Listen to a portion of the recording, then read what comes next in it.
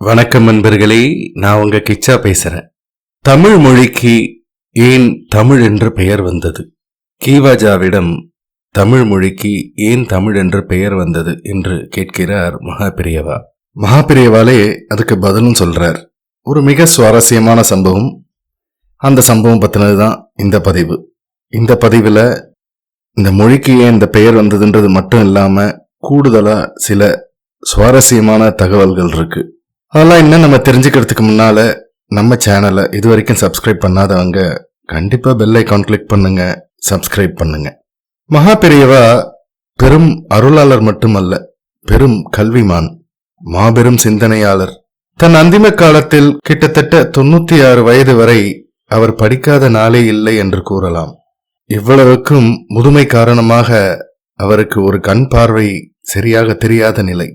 ஆனால் அதை பற்றி எல்லாம் கவலையே படாமல் ஒரு கண்ணை வைத்துக் கொண்டே அவர் நிறைய படித்தார். பெரும்பாலும் இரவு தூங்கச் செல்லும் சமயங்களில்தான் அவர் படிப்பார். பெரிதாக விளக்கு போட்டுக்கொண்டு படிப்பது ஒரு ரகம். தோலுக்கும் கழுத்துக்கும் இடையே டார்ச் லைட்டை வைத்துக் கொண்டு அதன் வட்டமான வெளிச்சம் கைவசம் திறந்திருக்கும் புத்தகத்தின் மேல் விழும் நிலை, அதை வாசிப்பது ஒரு விதம். மகாபெரியவா அடுத்தவருக்கு தொந்தரவு தராமல் டார்ச் லைட் உதவியோடுதான் வாசிப்பார். சமஸ்கிருதம், ஆங்கிலம், தமிழ் என்று மூன்றிலும் மகாபெரியவா மிகுந்த புலமை உடையவராக திகழ்ந்தார். எனவே அறிஞர்கள் மகாபெரியவாளை சந்திக்கும் போது அவர்களிடம் மலைத்து போகும் அளவு மகாபெரியவாளால் பேச முடிந்தது. இந்த 3 மொழிகள் மட்டும் அல்லாது மேலும் பல மொழிகளில் மகாபெரியவாளுக்கு நிறையவே அறிவும் இருந்தது. அதேபோல் சரித்திர ஞானம், விஞ்ஞான ஞானம், தமிழ் இலக்கிய ஞானம், ஆங்கிலத்தில் இலக்கண ஞானம் என்று அவரது ஆற்றலுக்கு அவர் வாழ்வில் ஏராளமான சான்றுகள் உண்டு. குறிப்பாக தமிழ் இலக்கியத்தில் மகாபெரியவா பெரிதும் ஆழங்கால் பட்டவராக திகழ்ந்தார். கலைமகள் என்று ஒரு மாத இதழ். அப்போது அந்த இதழின் ஆசிரியராக இருந்தவர்தான் கீவா ஜெகநாதன். தமிழ் உலகம் அவரை கீவாஜா என்று 3 எழுத்தில் அழைக்கும். கீவாஜா ஒரு நல்ல மேடை பேச்சாளர். குறிப்பாக சிலீடையாக பேசுவதில் அவர் ஒரு வித்தகர். 2 சிலீடைகளை பார்ப்போம். காலை நேரம் ஒரு நிகழ்ச்சிக்காக ரயிலில் வந்து இறங்கிய அவரை மாலை போட்டு வரவேற்கிறார்கள். அப்போது கீவாஜா, அடடே, காலையிலேயே இன்று மாலையும் வந்துவிட்டதே என்றிட எல்லோரும் அந்த மாலை என்ற சொல்லின் சிறப்பை மிகவும் ரசித்தனர். இதைத்தான் சிலேடை என்போம். அதேபோல் சாப்பிடும்போது மல்லிகை பூ போல் இட்லியை பரிமாறினால் ஒரு பெண், என்னம்மா தலையில் வைக்க வேண்டியதை இலையில் வைக்கிற என்றார். அந்த பெண்ணுக்கு பிறகுதான் தெரிந்தது இட்லி மல்லிகை பூ போல் இருப்பதையே அவர் அப்படி கூறியிருக்கிறார் என்று. இப்படி அவரது சிலேடைகள் 100 கணக்கில் கூறலாம். மிகுந்த தமிழ் அறிவும் புலமையும் கொண்டவர் கீவாஜா.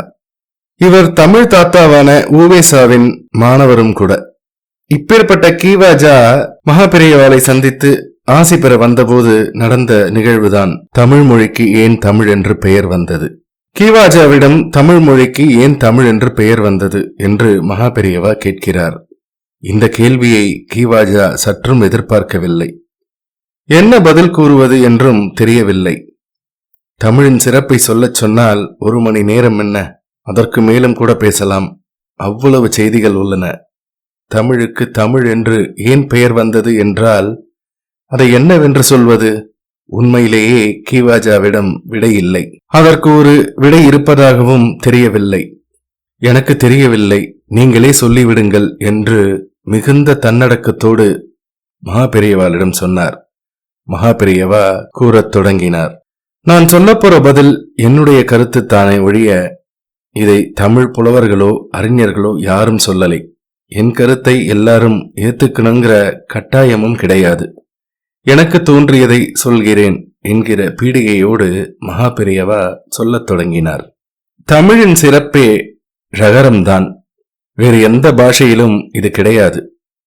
ழகரம் வரும் சொற்கள் எல்லாமே பெரும்பாலும் இனியது, நல்ல பொருள் உடையது.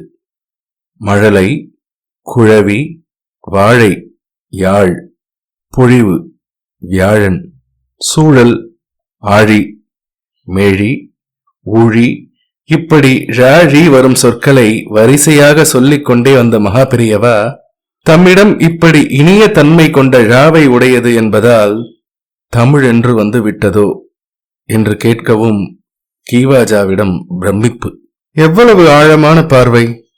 கருத்திலும் அசைக்க முடியாத வலிமை அல்லவா?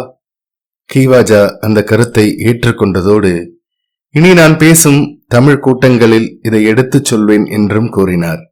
ஜெய ஜெய சங்கர ஹர ஹர சங்கர. இந்த பதிவு உங்களுக்கு பிடிச்சிருந்தா லைக் பண்ணுங்க, ஷேர் பண்ணுங்க, கமெண்ட் பண்ணுங்க.